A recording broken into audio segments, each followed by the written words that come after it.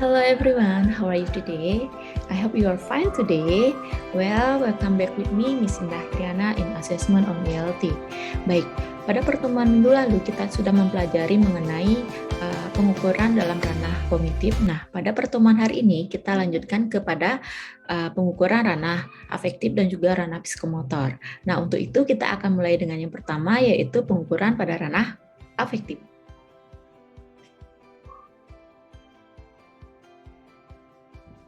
Baik, minggu lalu kita sudah mempelajari pengukuran ranah kognitif. Nah, pada pertemuan hari ini kita akan mempelajari mengenai pengukuran ranah afektif dan ranah psikomotor.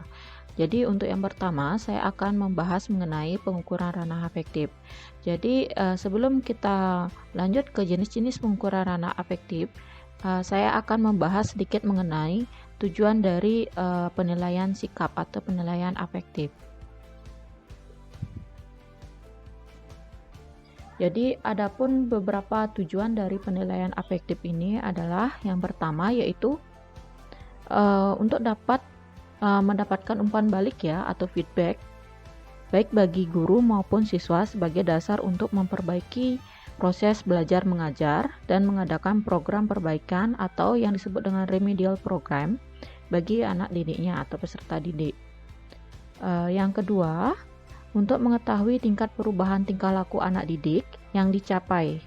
Ya, misalnya yang diperlukan sebagai bahan untuk perbaikan tingkah laku anak didik, misalnya dalam pemberian laporan kepada orang tua atau rapot ya, dan penentuan lulus tidaknya anak didik. Yang ketiga adalah menempatkan peserta didik dalam situasi belajar yang tepat, ya, sesuai dengan kemampuan dan karakteristik yang mereka miliki.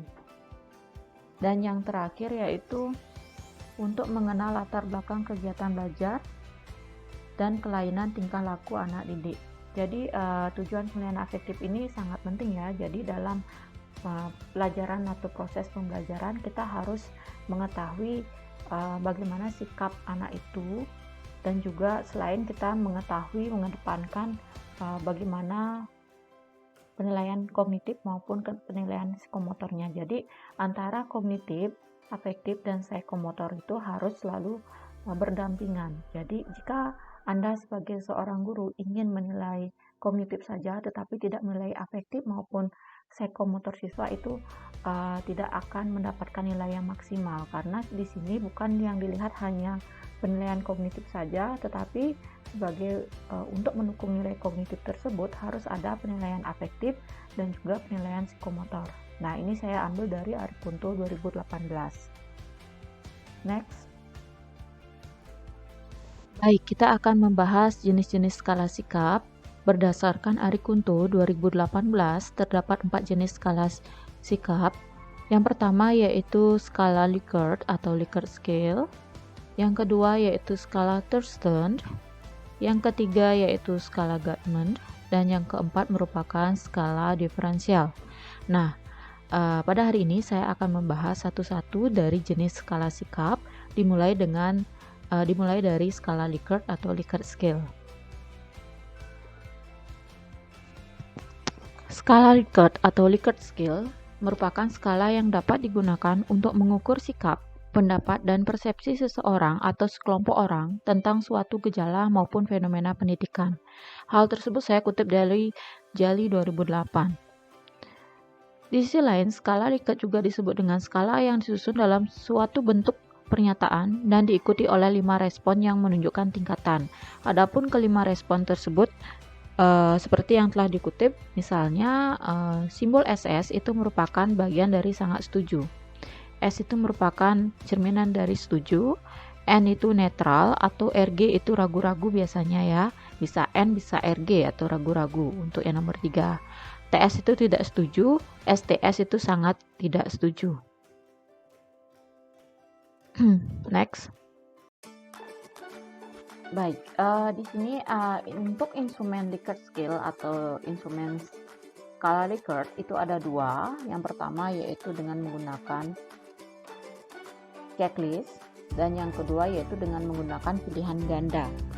Jadi pada contoh yang saya berikan sekarang itu adalah contoh dari penggunaan skala Likert yang diukur dengan menggunakan checklist. Jadi seperti yang kalian lihat di sini, ini ada beberapa pernyataan yang dimana berisi tentang alternatif jawaban.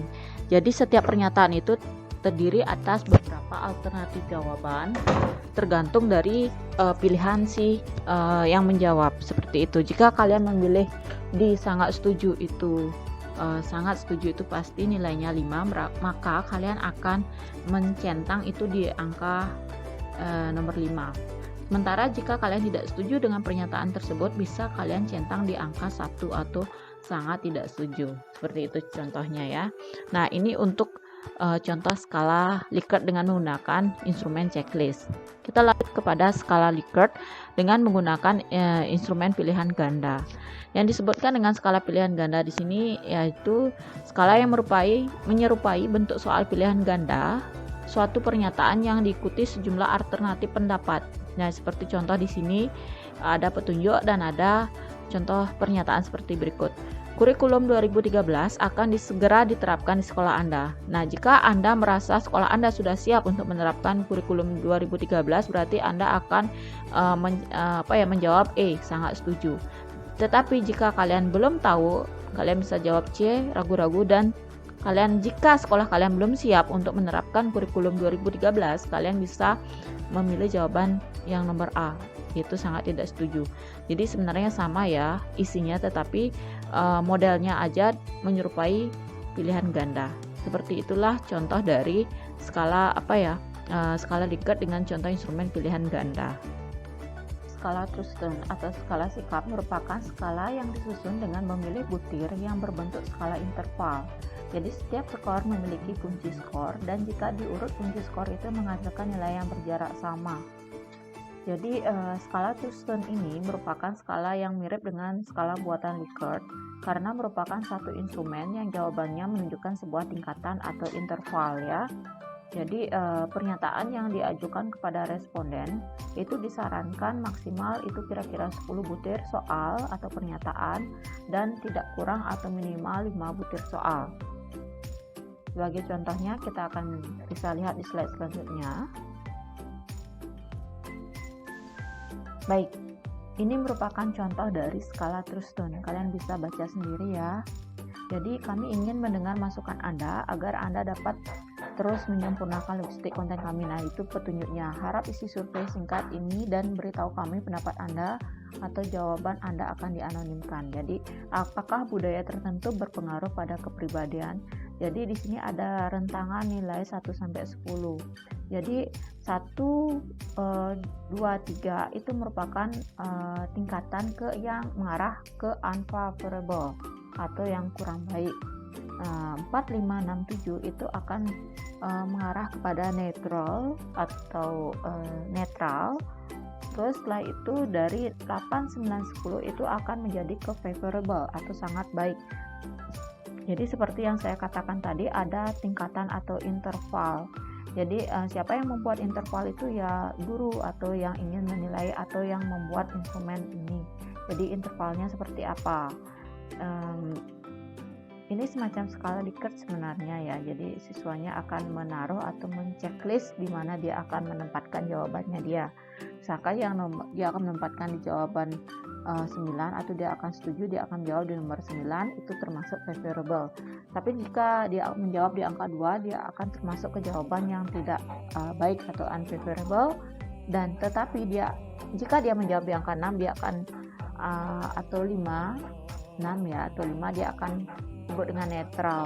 Nah, seperti itu. Jadi di sini ada tingkatan yang sama ya, maksudnya jarak antara unfavorable, netral, dan favorable itu dia akan sama. Jadi jaraknya memiliki jarak yang sama kayak gitu. Jadi tidak ada yang lebih panjang atau lebih besar, lebih pendek, tidak ada. Jadi seperti yang saya katakan tadi, dia sama. Next. Baik, kita akan lanjutkan ke skala Gutman ya. Pertama kali orang mencetuskan skala Gutman ini adalah Louis Gutman. Jadi sama halnya dengan Likert scale atau skala Likert, skala ini dapat dibuat dalam bentuk checklist dan juga pilihan ganda. Jadi skala Gutman merupakan skala yang menginginkan jawaban tegas seperti jawaban benar salah, tidak pernah, ya atau tidak, pernah atau tidak pernah, seperti itu ya. Jadi di sini yang jawaban positif itu seperti setuju, benar, pernah, dan semacamnya akan diberikan skor 1. Namun jika jawaban negatif seperti tidak setuju, salah, tidak, atau tidak pernah akan diberikan skor 0.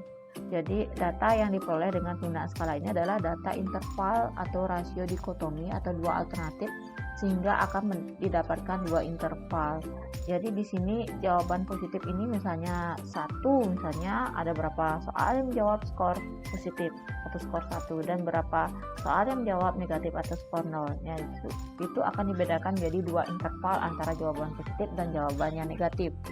Ya, seperti itu. Jadi ini biasanya digunakan pada rubrik atau rating scale untuk penilaian pilihan ganda. Jika dia salah ya nilainya 0, jika dia benar nilainya atau skornya 1, seperti itu ya.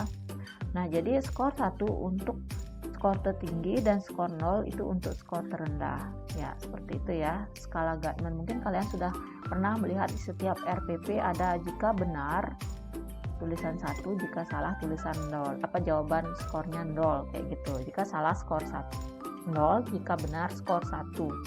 Nah, itu biasanya ada dalam rubrik penilaian RPP. Nanti kalian jika belajar membuat rubrik penilaian dalam RPP, lihatlah skala yang kalian gunakan. Jika skalanya seperti ini berarti itu termasuk ke skala Guttman ya. Next, merupakan contoh checklist dari skala Guttman. Jadi di sini ada beberapa alternatif jawaban. Ada 2 alternatif jawaban, yaitu ya dan tidak. Jadi tegas ya. Jadi jika misalnya pertama, kurikulum baru telah diterapkan di sekolah Anda, apakah ya? Jika ya, jawab ya. Jika tidak, jawablah tidak. Checklist atau centang di pilihan kalian. Tidak ada jawaban tidak tahu, ragu-ragu, tidak ada. Ini tegas. Jika ada, pilih ya. Jika tidak, pilih checklist di bagian tidak.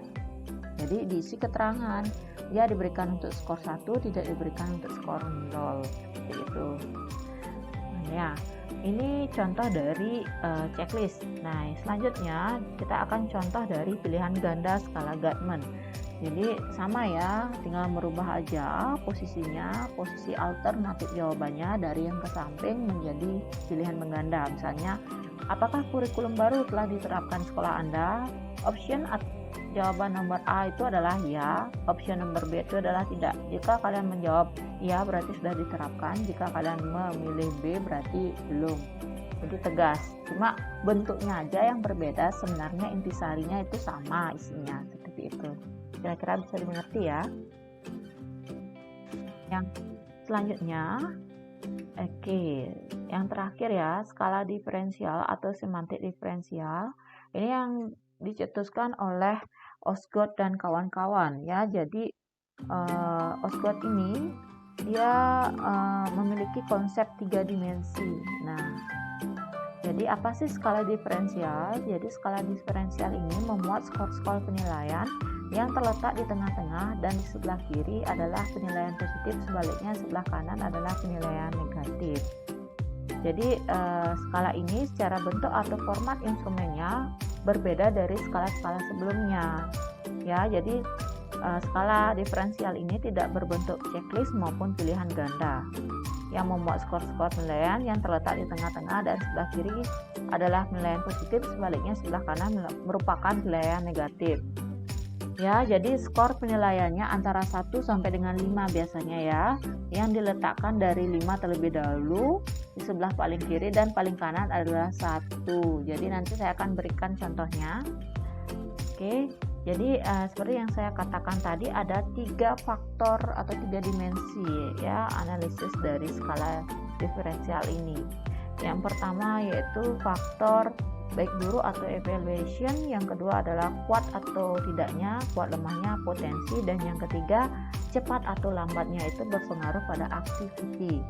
Ya, jadi cara ini dapat digunakan untuk mengetahui minat atau pendapat siswa mengenai suatu kegiatan atau topik dari suatu mata pelajaran yang mereka pelajari. Nah, untuk itu contoh untuk itu ya. Contohnya sebagai berikut. Ya, jadi seperti yang saya katakan tadi, ini adalah contoh dari skala semantik diferensial. Dia tidak mirip dengan skala sebelumnya, tidak ada checklist maupun pilihan ganda. Ya, jadi skor-skor penilaiannya itu antara 1 sampai 5. Yang diletakkannya yang paling awal itu adalah 5 terlebih dahulu, di sebelah paling kiri, dan paling kanan adalah 1. Dan yang di tengah-tengah itu adalah atas dari skor penilaian. Jadi tengah-tengah ini ya, ini adalah batas skor penilaian. Jadi di sini misalnya responden yang memberikan nilai 5 berarti persepsinya terhadap, kebetulan ini gaya kepemimpinan kepala sekolah ya. Jadi persepsi terhadap gaya kepemimpinan kepala sekolahnya itu sangat bagus, sangat positif, tegas, disiplin, tanggung jawab. Kalian menjawab di angka 5.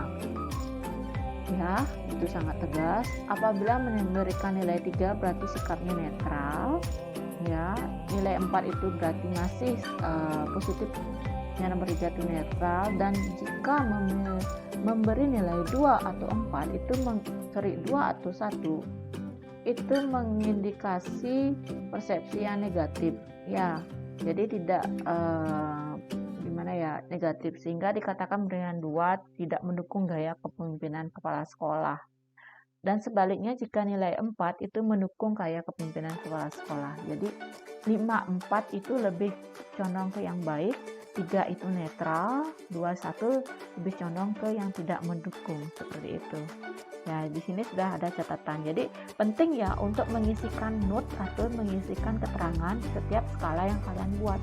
Itu akan sangat membantu orang-orang untuk menilai, dan proses penilaian pun berjalan dengan efektif karena ada catatan atau note di bawahnya atau keterangan. Oh, 5 itu apa sih artinya? Kadang orang itu berbalik, 1 itu dibilang sangat positif. Tetapi ini di sini artinya nilai skor yang kita inginkan. Jadi nilai 5 itu nilai paling besar antara 1 sampai 5. Berarti jika dia memilih 5, 4 itu berarti positif artinya. Sementara 3 netral, 2, 1 mengarah ke yang negatif. Seperti itu ya. Nah, itu adalah contoh dari semantik diferensial. Mungkin kalian sudah sering mempelajari ini, misalnya untuk skor membuat rubrik misalnya speaking. 5 itu sangat bagus, fluently, accuracy-nya bagus, intonasinya bagus, dan sebagainya. 4 juga bagus, konten bagus, akurasi bagus, tetapi intonasinya kurang. Kalau 3 ya bagus, tapi ada yang perlu diperbaiki. Kalau 2 itu bagus, isinya kurang, pronunciation-nya banyak yang salah, intonasinya kurang tepat, gitu misalnya. Kalau yang nomor 1 itu kontennya tidak nyambung, vocabnya kurang, perbanyak, memakai kata yang itu saja misalnya. Itu setelah itu masih belum intonasi dan akurasinya masih belum tepat, seperti itu. Nah, jadi setiap rubrik yang kalian buat misalnya dalam setiap skill di bahasa Inggris itu bisa kalian arahkan atau kalian buat terangannya. 5 itu apa, 4 itu apa, 3, 2, 1, seperti itu ya. Jadi, nah, itu adalah contoh dari semantik diferensial. Next. Oke. Baik, demikianlah tadi pengukuran ranah kognitif. Nah, sekarang kita akan masuk ke pengukuran ranah psikomotor. Jadi di sini pengukuran ranah psikomotor ini dia lebih ke fokus terhadap hasil-hasil belajar yang berupa penampilan. Nah, namun biasanya pengukuran ranah ini disatukan atau dimulai dengan pengukuran ranah kognitif sekaligus ya. Dia akan berdampingan dengan ranah kognitif ya. Nah, misalnya instrumen yang digunakan untuk mengukur keterampilan atau psikomotor biasanya berupa matriks ya, yang dimana itu matriks itu ke bawah itu menyatakan perincian aspek atau bagian keterampilan yang akan diukur, yang ke kanan menunjukkan besarnya skor yang akan dicapai. Nah, seperti contoh. Oke, berikut adalah contoh keterampilan menulis. Jadi ini pengukuran ranah psikomotor seperti yang saya bilang tadi. katakan tadi, itu instrumen yang digunakan itu matriks ya. Jadi matriks itu ke bawah itu komponennya nilai ya, atau keterampilannya akan diukur apa. Satu di sini ada 1 sampai 7. Terus yang ke kanan itu ada menunjukkan besarnya skor yang akan dicapai. 1, 2, 3, 4, 5. Jadi 1 ini paling kecil ya, kebalik dengan skala diferensial tadi. 2 ini 3, 4, 5 ya. Jadi jika dia memilih di angka 5, berarti keaktualan topik penulisannya itu sudah bagus. Terus jika nomor 2 ini dia memilih di angka 4, berarti materinya sudah luas ya. Nomor 3 misalnya memilih lagi di angka 4, berarti bagus ketepatan materi penulisan, dan begitu seterusnya. Tapi jika dia 1 itu merupakan ejaannya kurang, 1, 2 itu juga kurang, 3 itu netral atau cukup, 4 itu sudah bagus, 5 sangat bagus. Jadi kalian dari masing-masing di sini, masing-masing komponen ini, jadi masing-masing komponen tadi dijumlahkan skornya berapa.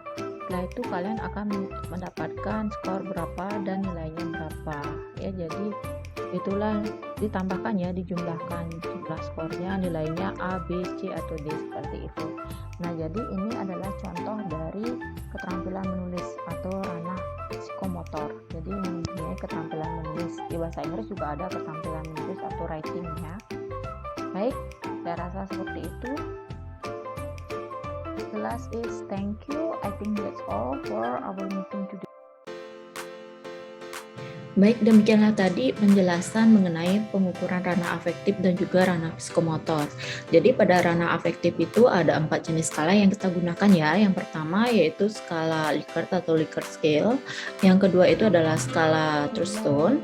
Yang ketiga itu ada skala Guttman, dan yang terakhir yang keempat itu adalah skala diferensial atau skala semantik diferensial. Nah, dalam proses pembelajaran, jadi seorang guru itu tidak hanya mengukur kemampuan siswa dari segi ranah kognitif saja, namun juga perlu dilihat juga bagaimana sih ranah afektif, penilaian sikap, dan juga penilaian keterampilan yang dimiliki oleh setiap siswa.